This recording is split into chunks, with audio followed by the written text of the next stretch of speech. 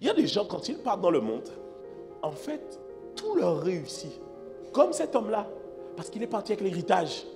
Tout leur réussit. Et ils se disent, comme tout leur réussit, ils se disent, tu vois, c'était le meilleur choix que je devais faire. Depuis que je ne suis plus dans ces histoires d'église, tout me réussit. Mais j'ai une information à te donner. Tu es parti avec l'onction que tu as amassée pendant longtemps. Tu es parti avec les temps de prière que tu as amassés pendant longtemps. Et ces choses-là ne fonctionnent pas que dans le cadre de l'église, ça fonctionne même dehors. Tu n'as pas remarqué que quand quelqu'un accepte Christ dans sa vie, qu'il passe par des temps de prière, de consécration, même son visage, il y a un truc qui luit sur lui. Tu sens qu'il y a quelque chose qui a changé. Tu pars avec ça. C'est normal que la faveur te suive. Mais comme cet homme, à un moment donné, le trésor avec lequel tu es parti finit par se tasser.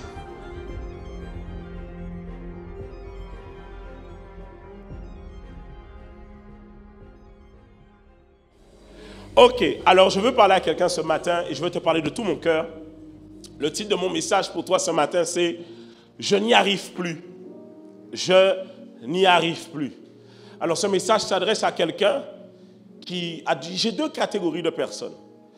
Toi, tu n'as pas réellement abandonné la foi, tu n'as pas abandonné les rassemblements de l'église.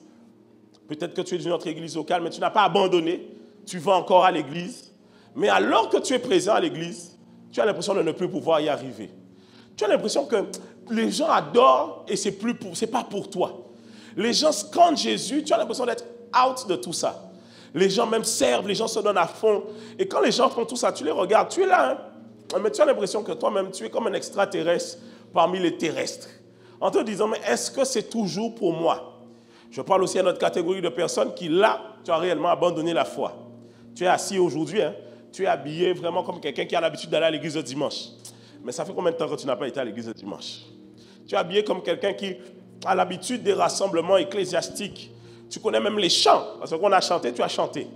Mais ça fait longtemps en réalité que tu as perdu sincèrement cette foi. Je ne dis pas que tu ne crois plus en Dieu. Je dis cette foi qui te permet de marcher selon la parole de Dieu. Alors c'est à toi que je veux parler ce matin. Parce que je crois que ça nous arrive à tous d'avoir des moments où je n'y arrive plus. Quelqu'un voit de quoi je parle ou pas?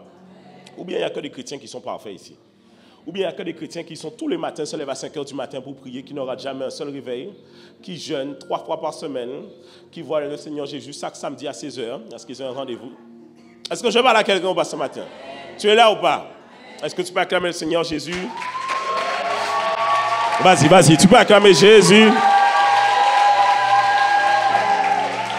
Est-ce qu'il y a des youths qui sont dans la salle? Est-ce qu'il y a des youths, les youths? Les youths, il faut faire plus de bruit que ça, Oh yes. Il faut choquer un peu les parents qui sont là. La salle annexe à l'étage, vous êtes là? Ok. Ah, je crois que je vais aller mettre le pupitre à l'étage. Hein. Je crois que c'est officiel. Alors vous m'excuserez, hein, je suis un peu pas, comment je peux dire ça en langage chrétien? Mon corps est malade. Donc, je ne suis pas malade, mais mon corps est malade. Mais ça va, hein? Ne vous inquiétez pas. C'est juste que jeudi, on a tellement donné. J'ai pris beaucoup de rendez-vous et je n'ai pas changé de t-shirt. Et la clim était fraîche. Je suis rentré chez moi. Ah là là. Je me suis dit, c'est la dernière fois. Donc maintenant, tu te rends compte, maintenant, pasteur, tu dois venir avec un sac à l'église pour un autre t-shirt. Est-ce qu'on avait signé pour ça? Ah! Maintenant, pasteur, même tu dois faire les vidéos. Je vous prépare, non, hein, j'ai un truc que je vous prépare. Vous avez vu le vlog de ma femme? Vous avez vu ma femme faire un vlog ou pas? Ouais. Okay. Je réfléchis à vous faire un vlog là. Ouais. J'ai réfléchi. Je me suis dit, regarde l'état, moi, pasteur, j'ai fait un vlog là pour me savoir, regarder inside de l'église. Alors, je n'y arrive plus. Ok, allons-y. Apocalypse chapitre 2, versets 4 à 5. Je vais être très court ce matin parce que je n'ai pas beaucoup de temps. Je vais vraiment prendre mon temps de poser au deuxième culte. Mais en fait, au mois de décembre, je veux laisser le Saint-Esprit prendre le contrôle parce que la fin d'une chose vaut mieux que le commencement. Et je veux m'assurer que tu finisses l'année réellement conduit par le Saint-Esprit. Amen. Ok, alors, on peut lire ensemble. Tu peux lire avec moi. J'ai besoin de ta belle voix que j'ai entendue tout à l'heure. 1, 2, 3. Oui.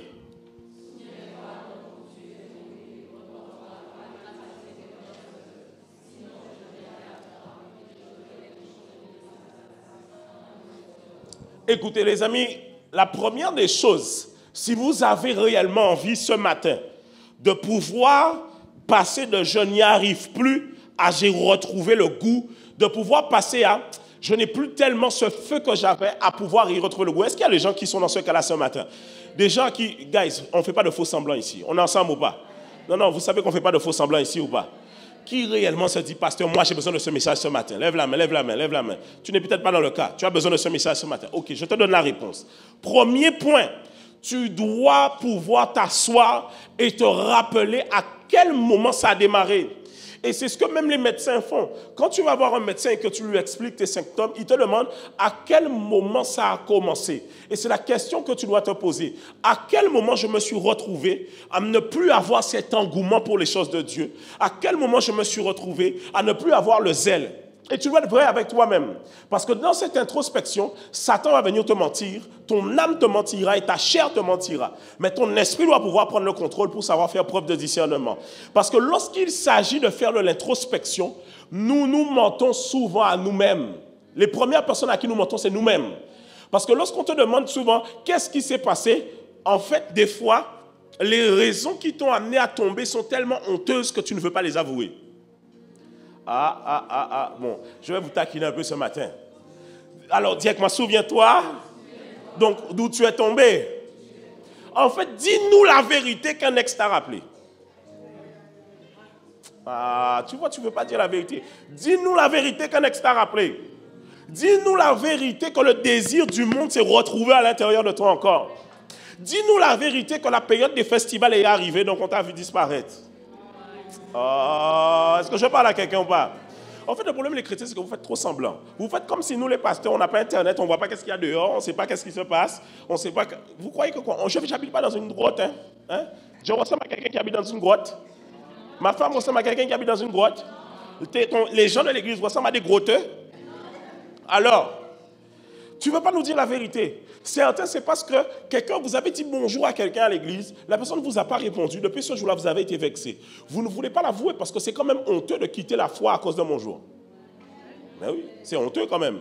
Non, je suis obligé de te le dire, c'est la vérité. C'est honteux, c'est honteux. C'est honteux de quitter la foi à cause d'un bonjour. Mais tu le sais et tu ne veux pas te l'avouer à toi-même.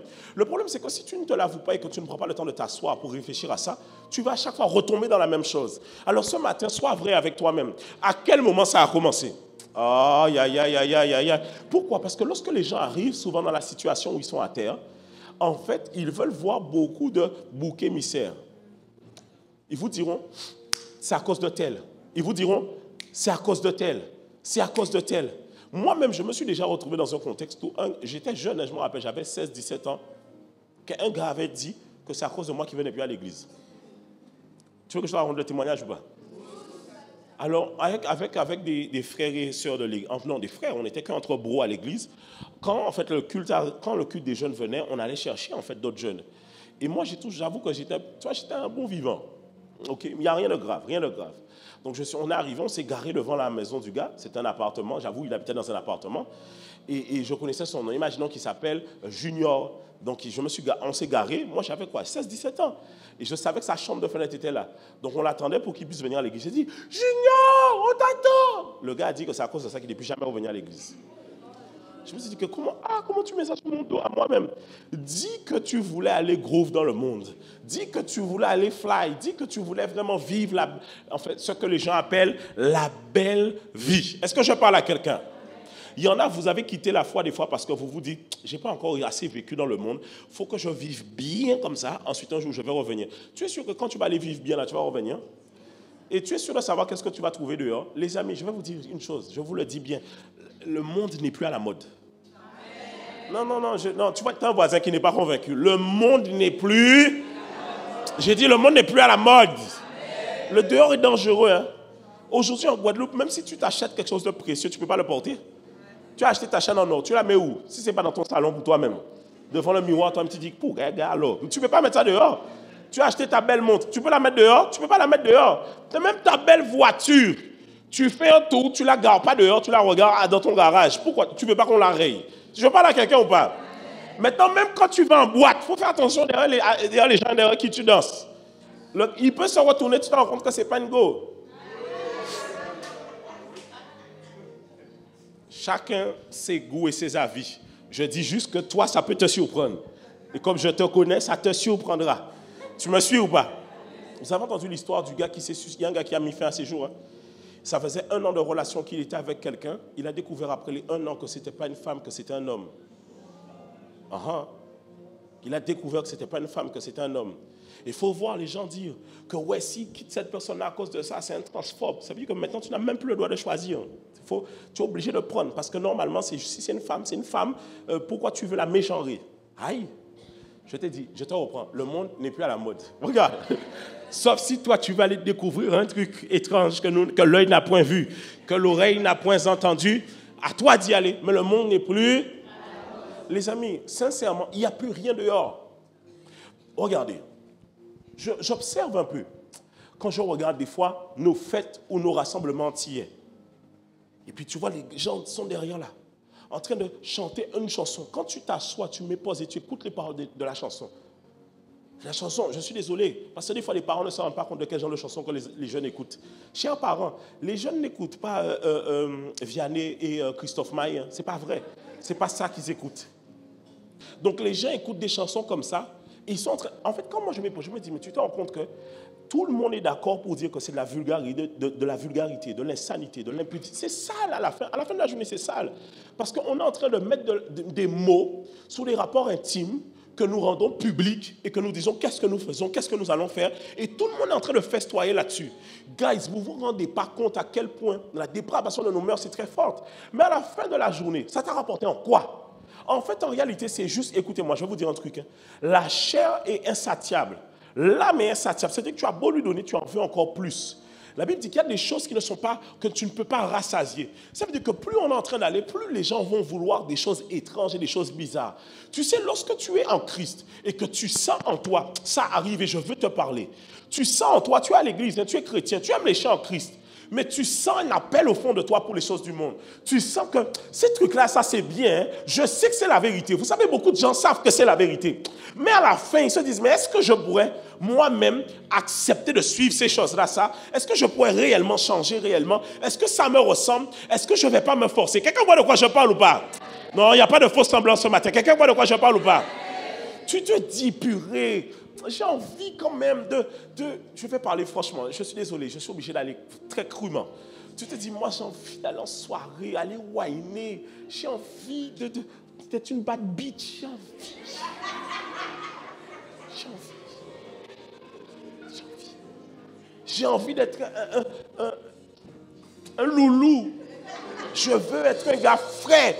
Je veux avoir de l'argent, je veux voyager, je veux avoir jet à la Dubaï, je veux être dans la jet set. Oui. Il y en a peut-être, c'est pas la musique d'ici, il y en a, je veux aller écouter de la Afro House auprès des pyramides de Khéops avec quelle musique qui mixe derrière. Tu vois, là je parle aux nichés, les gens qui connaissent. Oui, je veux à ça. Tu vois, donc, tu sais, des fois tu es là et tu te dis, mais est-ce que vraiment les gens font pas semblant? Tu arrives même à te demander, est-ce que nous, on n'a pas une double vie? Il y en a vous savez qu'il y en a là, ils imaginent que moi-même, je mène une vie double. Hein? Ils ne mettent même pas Stella dans ça. Frère, non, je ne suis pas dedans, je ne suis pas dedans. Je ne suis pas dedans, non, je ne suis pas dedans. Ne me mets pas dedans, ne nous mets pas dedans. Et nous sommes l'exemple pour te dire que c'est possible de ne pas être dedans. Attendez. Pas par notre propre force, mais par la grâce du Seigneur Jésus-Christ. Parce que de nous-mêmes, on aurait été dedans. Hey! On aurait été dedans, frère. On aurait été dedans. Oui. Tu peux être... Vous savez, hein, vous pouvez être là. Mais à un moment donné, le diable va venir vous parler seul quand il n'y a personne. Tu sais, quand tu prends l'avion, des fois seul. Moi, des fois, quand je pars en mission, Satan m'a déjà chuchoté à l'oreille. Hein. Frère, ne reviens plus jamais. Une série Netflix ou quoi? Un pasteur a disparu, on l'a retrouvé, et ça existe, hein, je connais des vraies histoires comme ça. Un jour, un pasteur, on l'a envoyé en mission, je ne vais pas dire où, parce qu'il ne faut pas que je te donne trop de détails. On l'a envoyé en mission,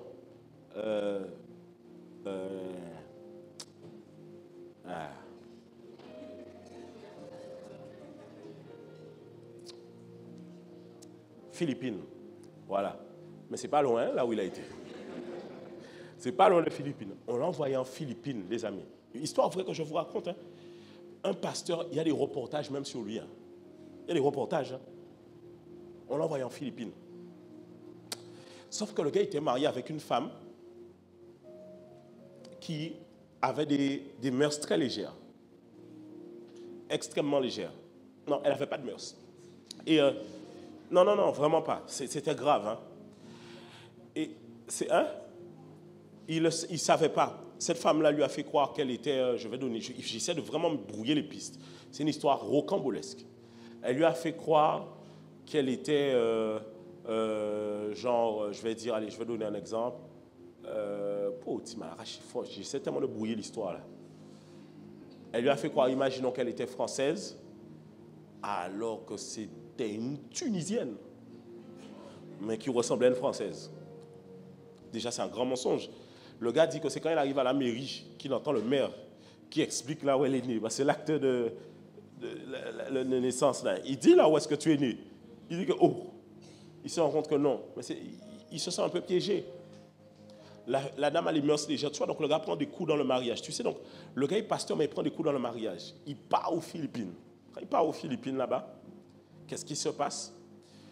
Il rencontre une mannequin. Et puis Philippines, les femmes, c'est un autre. Vous savez, chaque coin dans le monde, les femmes ont d'autres visages, d'autres corps. Ce n'est pas la même morphologie. Je vous promets. Moi-même, je cherchais le pasteur. Je disais, mais il est où? Ça fait longtemps que je ne l'ai pas vu. On m'a donné un compte à aller voir parce qu'il a fait un compte avec un autre nom. Il a fait une teinture blonde. Chemise grande ouverte. Avec son mannequin, il a changé de vie. C'est fini, il n'est plus avec nous. En fait, le gars pétait un câble. Parce qu'en fait, il se rendait compte que limite, il a servi Dieu toute sa vie, mais il a raté de profiter de certaines choses. Tu vois comment le diable peut te mentir? Si tu ne fais pas attention, tu vas faire beaucoup de bruit là. Et puis un jour comme ça, on risque de te retrouver au Guatemala en train de vendre de la cocaïne dans la forêt, je ne sais pas faire quoi. On ne sait pas. Parce que simplement, tu ne te rends pas compte qu'au fond de toi, il y a des trucs tapis à l'intérieur de toi. Demande à ton voisin, qu'est-ce qui se cache au fond de toi? Hein? C'est sérieux ce que je vous dis là. Hein? Je vous en parle avec beaucoup de paix. Mais même moi, en tant que chrétien, à un moment donné, vous savez, il y a le moment où j'avais expliqué ça. Il y a deux étapes. J'ai besoin de deux personnes, deux frères. J'allais dire deux frères célibataires pour qu'on puisse voir, mais c'est pas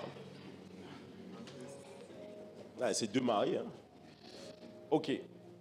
Alors, moi, je suis ici, j'accepte Christ. Il y a la première étape, la deuxième étape. Lorsque j'accepte Christ, la première étape de ce que je vais devoir quitter, qui va devoir être arraché de mon cœur, c'est l'amour du péché. L'amour du péché, je vais devoir le perdre. L'amour du péché, ça veut dire quoi? Les amis, l'amour du péché, c'est juste simplement le côté où j'aime, par exemple, fumer, j'aime les femmes, j'aime les boîtes, j'aime les fêtes. Le problème, ce n'est pas les fêtes, mais l'esprit derrière la fête, le caractère de la fête, j'aime ça. Est-ce que quelqu'un voit de quoi je parle ou pas? Oui. Surtout quand on part en mission. Vous savez que quand on part en mission, on doit confronter cet amour-là, ça. Parce que dans la Caraïbe, là, ils fêtent beaucoup plus que nous. Donc, quand on part en Dominique, en plus, toutes les fois où on est parti en mission, il y avait toujours un truc spécial le week-end. Quand on est parti en Dominique, il y avait un festival à la même période. Quand on est parti Sainte-Lucie, il y avait journée créole. C'est-à-dire que tout était fait pour te mettre en face de tes propres choses anciennes à l'intérieur de toi. Et il ne faut pas croire, hein, peu importe l'âge, tu pars à Sainte-Lucie, tu te fais avoir, hein, parce qu'ils jouent aussi Kassab, ils jouent aussi le rétro zouk là-bas. Donc tu as l'amour du péché, l'amour de ces choses auxquelles tu es attaché. Ça veut dire que tu peux être toujours chrétien, mais tu aimes ça. Tu es toujours chrétien, mais tu aimes aller draguer dehors. Tu aimes toujours chrétien, mais tu es un homme infidèle. Tu es toujours chrétien, mais tu aimes mentir. Tu dois perdre ça, l'amour du péché. Mais même après avoir perdu l'amour du péché, tu peux ne pas être quelqu'un qui vit dans le péché en tant que tel, mais il reste une autre partie, c'est l'amour du monde. L'amour du monde, c'est différent, les amis. Parce que l'amour du monde n'inclut pas forcément que vous allez mener une vie de péché. Vous voulez la subtilité ou pas? L'amour du monde ressemble à quoi? Je suis chrétien, je suis marié, j'ai des enfants, mais je ne fais rien pour Dieu. Tout mon argent me sert à moi et ma famille, partir en vacances, chiller, profiter. C'est que je viens à l'église juste pour recevoir un peu de philosophie, et après je laisse Dieu dans son côté et je retourne là-bas. C'est l'amour du monde. En fait, quand tu t'assois avec ta famille pour planifier ton année, vous vérifiez comment vous allez kiffer pour vous-même. Dieu n'est même pas dans l'équation.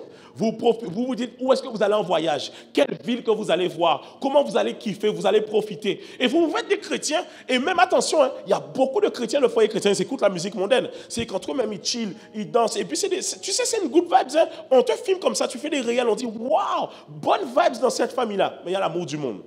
Quand dans cette famille-là, si tu as un jour, tu oses venir prêcher que Jésus-Christ a besoin de vous pour que le royaume avance, ils te diront, oh non, laissez-nous faire notre vie. Pourquoi? Eux n'ont pas à cœur de se donner un sacrifice pour Dieu. Ils ont à cœur simplement de prendre les bénéfices du sacrifice que Jésus-Christ a opéré à la croix. Est-ce que je parle à quelqu'un ou pas? Et ça là, c'est l'amour du monde. Beaucoup d'entre vous, alors, certains ici, vous devez quitter l'amour du péché. Certains, sincèrement, vous devez être vrai avec vous-même.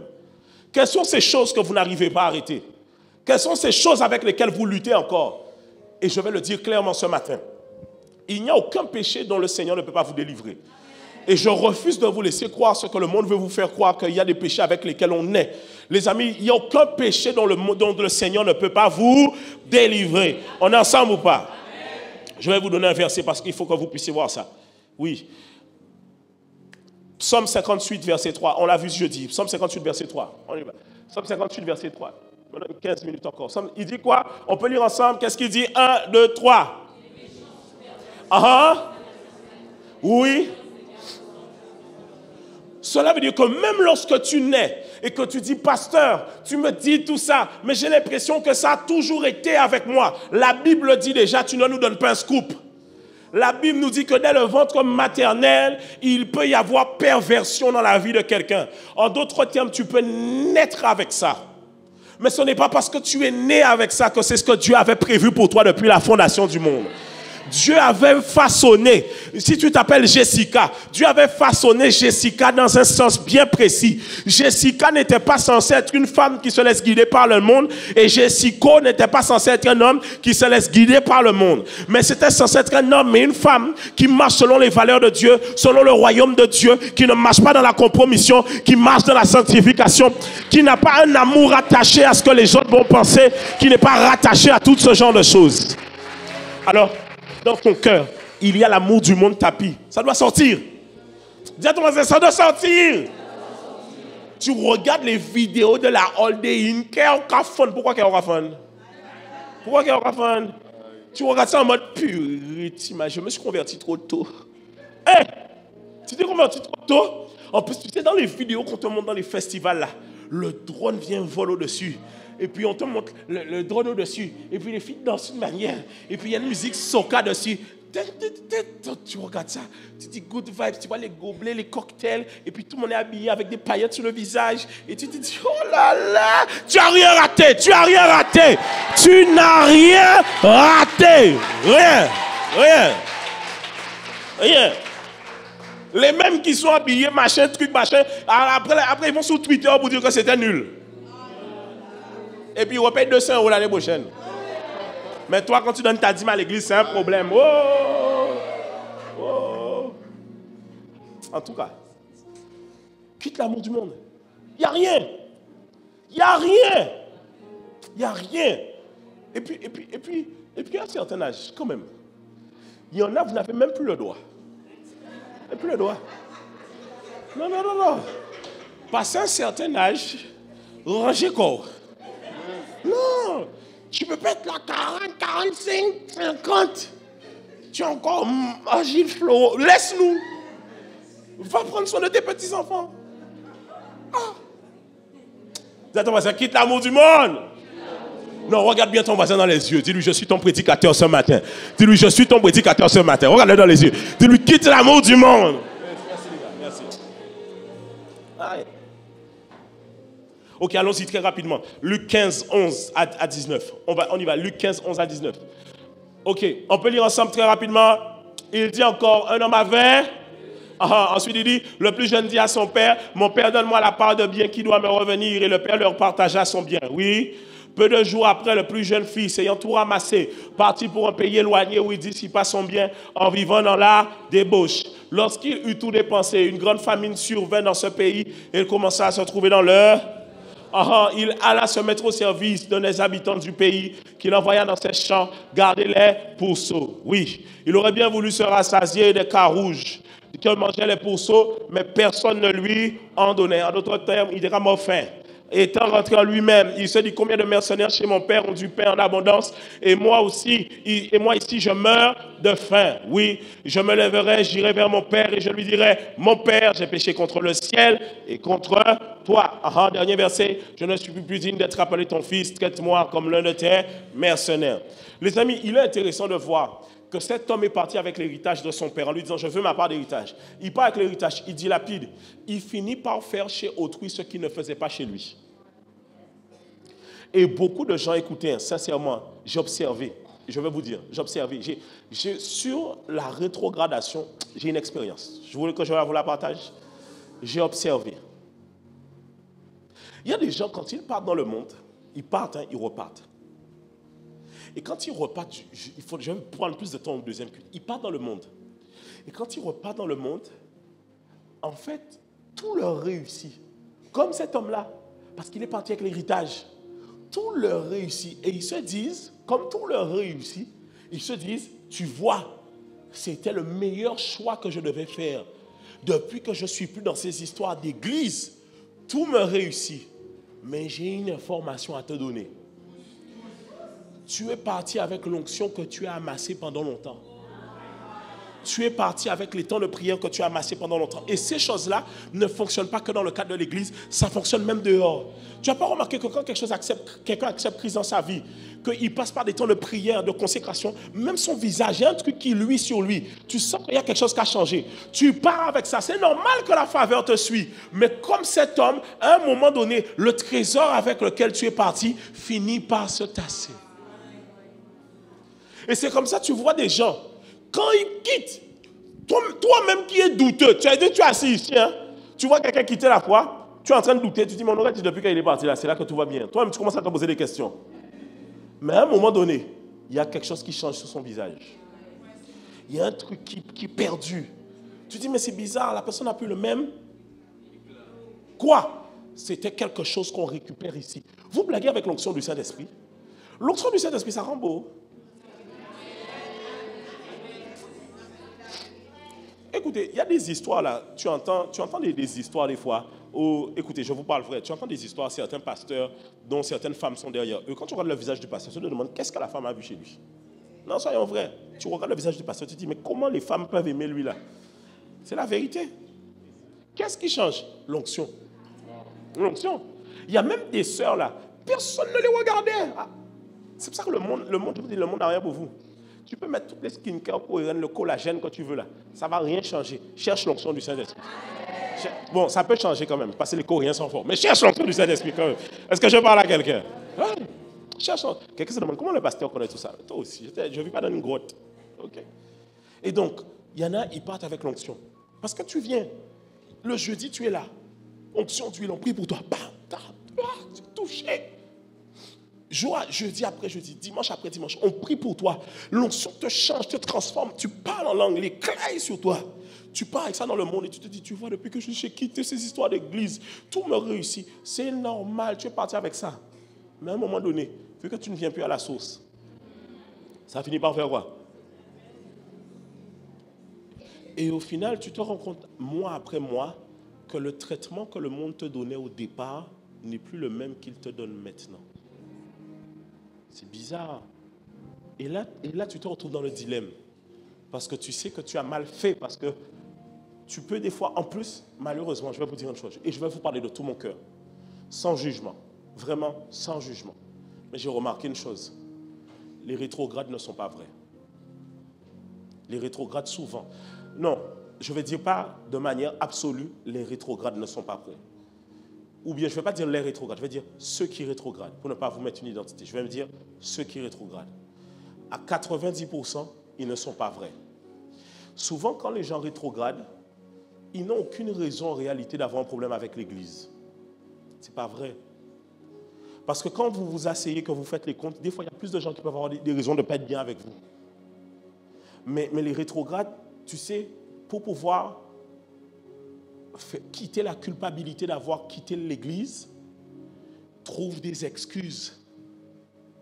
Donc, qu'est-ce qu'ils font? Ils commencent à dire des choses contre l'Église. Là où des fois l'Église ne leur a rien fait. Je vous dis, je connais ça. Il y a des gens, tu sais, c'est comme certaines personnes. Tu sais, quand quelqu'un, par exemple, quand un homme veut quitter une femme, ou une femme veut quitter un homme, alors que tout se passe bien, la personne commence à chercher les moindres détails. Parce que si tu quittes comme ça, les gens vont te dire, mais tout se passait bien, pourquoi tu as quitté? Donc la personne cherche maintenant les moindres détails. Non, il était comme si, mais à la fin, il n'y a rien de vrai. Il n'y a rien. Parce qu'on ne quitte pas les gens pour ça. Certains rétrogrades vont te dire, j'ai quitté parce qu'il y a quelqu'un qui m'avait fait du mal là-bas. Mais dans ton emploi, tout le monde te fait du mal, tu ne quittes pas. Le gars ou la go avec qui tu fais te fait du mal tous les jours, tu ne quittes pas. Mais à cause d'une chose, ne prends pas ça pour excuse. Dis la vérité avec toi-même. J'avais quelque chose au fond de moi que je n'avais pas réglé. Ça n'avait rien à voir avec l'Église. Ça n'avait rien à voir avec les hommes de Dieu. Je vous assure, écoutez, Église, je vous parle de tout mon cœur. Il y a des églises qui sont mauvaises, qui font du mal aux gens et qui abusent des gens. Mais il y a beaucoup de chrétiens qui sont mythos. Mythos. Ils partent, ils vont vous dire, oui, dans l'église, il y avait ça. C'est pas vrai. C'est pas vrai. Malheureusement, ça m'embête de dire ça. Mais ce n'est pas vrai. Combien de gens... Vous avez déjà entendu un pasteur, la version d'un pasteur? Avez-vous déjà entendu la version d'un pasteur? Dans tout ce que les gens vous ont raconté, avez-vous déjà eu une seule fois la version d'un pasteur? Jamais. Mais les pasteurs, vous savez pourquoi les pasteurs ne disent rien? Vous voulez que je vous dise? En général, quand un pasteur ne dit rien, c'est parce qu'il espère qu'un jour tu reviendras. Alors il préfère ne rien dire et prendre sur lui, avoir la mauvaise réputation pour que le jour où tu reviennes. Parce que si le pasteur commence à déballer là et qu'il sort tes dossiers là, c'est entre toi et le pasteur, qui aura honte d'après toi? C'est toi, hein? Donc le pasteur préfère ne rien dire. Pourquoi? Parce qu'il se dit, un jour peut-être que tu dois revenir, tu restes une âme. Priez pour les pasteurs. Vous savez, le plus dur, et je vais devoir terminer là-dessus, j'ai plein de points à voir avec vous, mais je ne peux pas trop déborder. L'une des choses les plus dures pour le pasteur, 3 hommes de Dieu, hein, j'étais allé voir 3 hommes de Dieu, des pères, je leur ai dit, avant de commencer le ministère, je leur ai dit, quels sont les conseils que vous me donnez? Ils m'ont dit, garde ton cœur. Ah! Je dis, frère, donne-moi le secret pour que l'onction soit déployée. Mais vous savez que le secret pour que l'onction soit déployée, il faut que votre cœur soit en paix. En fait, ce qui m'a été moi le plus difficile tout au long, c'est des fois d'entendre des choses. Tu te dis, mais comment la personne peut dire ça alors que tu sais, elle sait que ce n'est pas vrai. Il faut réussir à pardonner. Il faut réussir à pardonner. Alors, je vous assure, avec vous-même, vous savez pourquoi je vous dis qu'il faut être vrai? Si vous n'êtes pas vrai, vous n'allez jamais vous relever. Jamais. L'homme qui vous parle est un homme qui a été blessé à l'église. Moi, j'ai été blessé à l'église. On m'a fait du tort dans 2 églises où j'ai été. Mais je n'ai jamais pointé du doigt la globalité de l'église. Parce que je me rappelle toujours du bien qu'ils m'ont fait aussi. Ouais. Alors très rapidement, 4 choses qui vous empêchent de revenir. Tu as envie de revenir, mais tu as 4 choses qui t'empêchent. 1, l'orgueil. Tu te dis, mais je vais devoir avouer aux autres que je sais que en fait, comme si quand je vais revenir, tu sais, les gens vont te regarder. Parce que c'est vrai, les chrétiens aussi, ils ne savent pas faire semblant. Quand ça fait longtemps que tu vas venir à l'église et que tu reviens, oh, tout le monde t'attrape. Les chrétiens, s'il vous plaît, mollo, mollo, ok? Soyez avec beaucoup de joie et d'amour. Mais il y en a, alors, encore par exemple, quelqu'un revient, tu viens, tu le prends dans tes bras, tu dis, je suis content de te revoir, c'est une chose. Mais il y en a, dès que la personne revient, on est en pleine prière, qu'est-ce que tu regardes la personne? Prie pour toi-même, laisse-la. Oh là là là là là. Est-ce que je parle à quelqu'un? Tu sais, des fois, les gens ont envie de revenir, mais tu sais, ils ont envie de venir discrètement. Mais il y en a, ils se disent, mais quand je vais revenir, je sais déjà. Je sais déjà. Je sais déjà. Vous savez, souvent, les gens même qui ont perdu la foi et qui reviennent, ou qui ont rétrogradé et qui reviennent, vous savez, en eux, ils ne savent pas aussi d'une certaine manière accepter l'amour qu'on leur donne. Donc, quand vous venez d'un seul coup, ça les gêne. Okay? 2, vous ne voulez pas avouer avoir fait fausse route. Il y en a des gens aussi, vous êtes comme ça. Vous ne voulez pas dire, je reconnais que j'ai fait fausse route. Je reviens à la maison.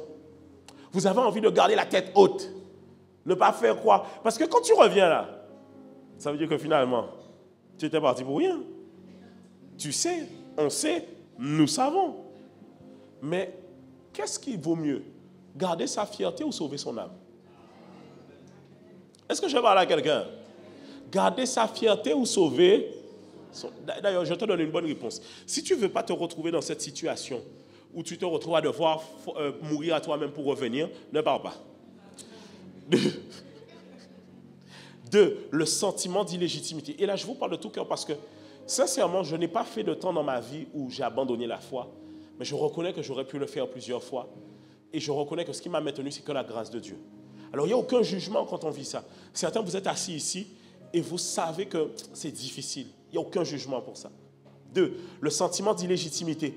Tu as l'impression que Dieu n'en a plus rien à faire de toi. Tu avais reçu des prophéties. Tu as l'impression que toutes les prophéties qu'on t'avait données, ça ne compte plus. Puisque tu as déjà... En fait, toi-même, tu te flagelles. Tu te flagelles à la place... Ah, tu veux te corriger avant que Dieu te corrige. Tu dis, de toute façon, Dieu n'espère plus en moi. Pourquoi moi, je vais revenir? Tu dis aussi, j'ai déçu trop de personnes. Qu'est-ce que le pasteur va me dire? Le pasteur peut-être est déçu. Moi, guys, franchement, il y a une grâce que Dieu m'a fait. C'est que j'en veux pas aux gens, vraiment. Vraiment, des fois j'essaye, mais j'arrive pas longtemps. Même quand je peux être fâché, je peux être fâché, mais j'en veux pas aux gens comme ça. Des fois les gens viennent me voir, ouais, mais je savais que tu m'en voulais. Je dis que moi, mais je ne peux pas vivre une vie comme si j'en veux aux gens.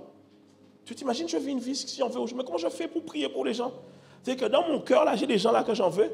Même les gens qui m'ont profondément fait du mal, j'ai demandé la pitié et la miséricorde à Dieu de m'aider à pardonner. On ne peut pas traîner ça longtemps dans son cœur. Les faux raisonnements. Tu te dis, c'est déjà trop tard. Il n'y a plus rien à faire. On ne peut plus revenir en arrière. Ou le fameux, je ne veux pas être hypocrite. Donc je ne vais pas vous revenir à Dieu parce que tout va mal. Arrêtez avec vos histoires de fake hypocrites. En fait, vous faites ça des fois pour vous valoriser vous-même. Et d'ailleurs, souvent quand vous dites que j'aime pas les hypocrites, souvent,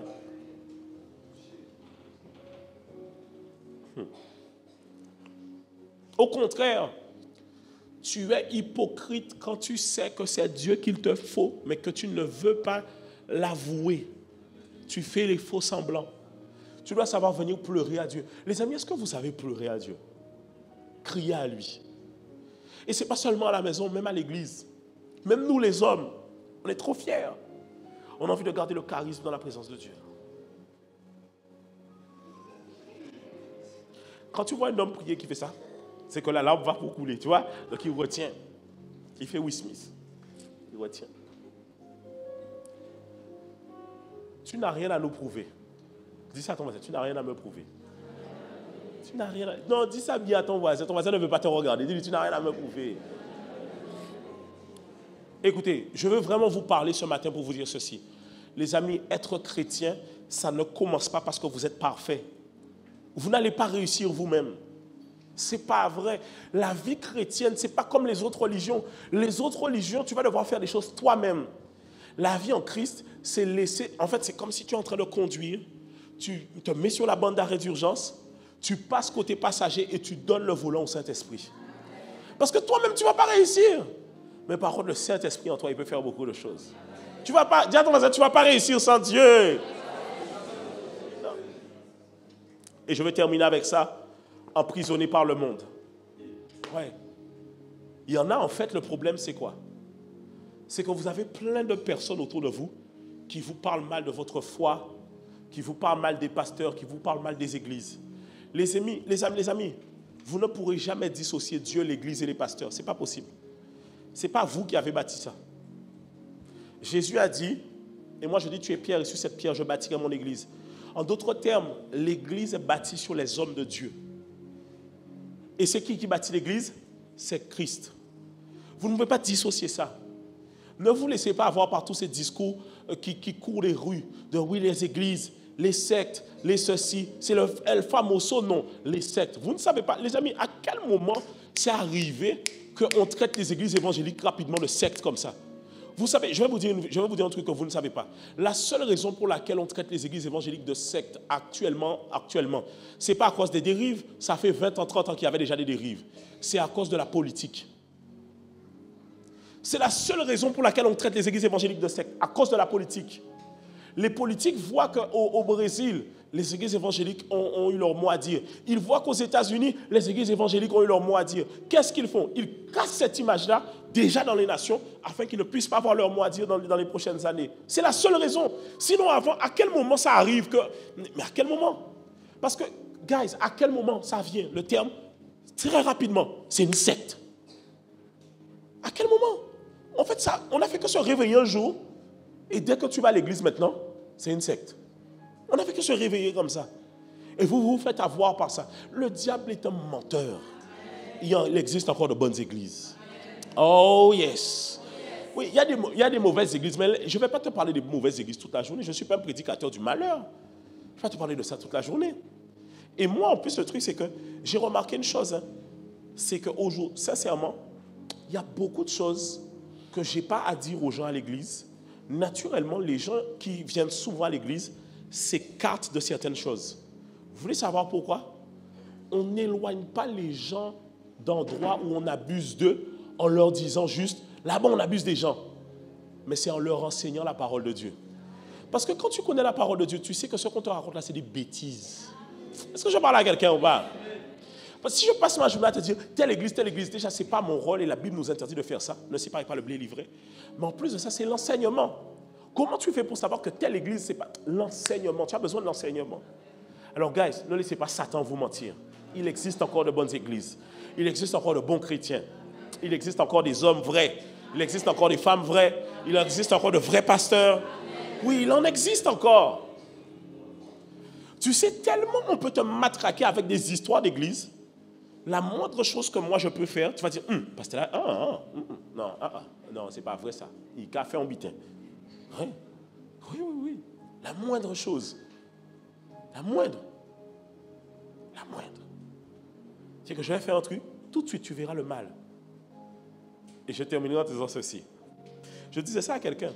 Je disais, quand quelqu'un te raconte un truc sur un chrétien, regardez bien, quand les gens prennent le malin plaisir à raconter les choses sur les chrétiens, sur les églises et les pasteurs. C'est parce que ça leur permet de se valoriser eux-mêmes.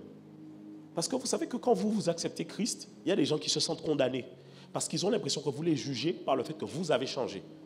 C'est pour ça que quand vous devenez chrétien, les gens vous sortent rapidement, ou pas meilleurs qui ont d'autres, hein, alors que tu n'as rien dit à personne. C'est parce que la personne se sent jugée par ton changement. Mais je disais à quelqu'un, regardez, on vous raconte des ragots sur les chrétiens, sur l'église, les pasteurs. Sans preuve, vous croyez. Mais quand vous allez dans vos concerts avec des symboles sataniques, on a beau vous dire que c'est satanique, vous dites que c'est artistique. C'est en face de vous en 4K. Vous dites non, c'est artistique. Mais pour nous aussi, c'est artistique. Oui, pour nous aussi, c'est artistique. Tu vois les enveloppes qui rentrent là? C'est artistique, il n'y a rien dedans. C'est une œuvre d'art. Ouais, c'est artistique. Ouais. Tu te rends compte que le monde est voilé. Est-ce que vous vous rendez compte ou pas? On dit aux gens, guys, si quelqu'un dit à quelqu'un ici, tu sais, le pasteur là, dernièrement, j'ai fait un rêve sur lui. Je vois qu'il vole en esprit. C'est un sous-cougnan caché. Il nous prêche ici, mais c'est un sous-cougnan. Quelqu'un est capable de croire ça, hein? Mais tu lui dis, tu n'as pas vu au concert, il y a même le diable qui est apparu dans l'écran. Il dit, non, vous aussi, oh, c'est artistique. Des fois, c'est même les païens qui vont dire aux chrétiens, pourquoi tu écoutes ça? Oh, aujourd'hui, c'est les païens qui sont choqués. Les païens disent, mais attendez, ça ne vous choque pas? Ce n'est pas vous, normalement, les gens de Dieu, normalement, ici. Ça ne vous choque pas? Non, ça vous... Ah, ok. Non, guys. Les amis, Jésus revient bientôt. Sincèrement, Jésus revient bientôt. Vous savez, Jésus revient bientôt. C'est une réalité. Le monde est en train d'aller à sa fin. Je l'ai déjà dit, mais je l'ai dit il y a seulement peut-être quelques mois. Ça ne fait pas longtemps. Donc, Jésus revient bientôt. C'est une réalité. Tout est en train de converger. Ce n'est pas parce que ça prend du temps, selon toi, que ça prend vraiment du temps. Non, parce que par exemple, si tu estimes que ça prend du temps, l'esclavage, ça veut dire que c'est très loin. Alors que non, ce n'est pas si loin que ça. Vous voyez, on ne peut pas quantifier le monde avec nos années à nous. Le monde se quantifie dans sa globalité. Jésus revient bientôt. Et vous devez vous assurer d'avoir votre foi avec Dieu. Quand Jésus va revenir, et la Bible en parle, c'est l'enlèvement. Jésus ne viendra pas chercher les gens qui vont à l'église. Ce n'est pas vrai. Il ne viendra pas chercher les gens qui ressemblent à des chrétiens. Ce n'est pas vrai. Il viendra chercher les gens qui sont en relation réelle avec Dieu. Et pas seulement en relation dans la bouche, mais dans la parole. Ils accomplissent la parole de Dieu.